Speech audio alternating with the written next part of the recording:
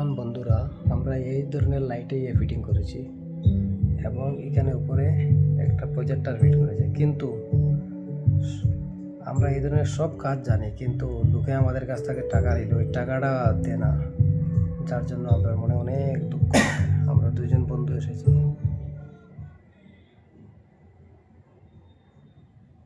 দেখেন এখানে প্রজেক্টর দিয়ে কাজ চলতেছে। Yes.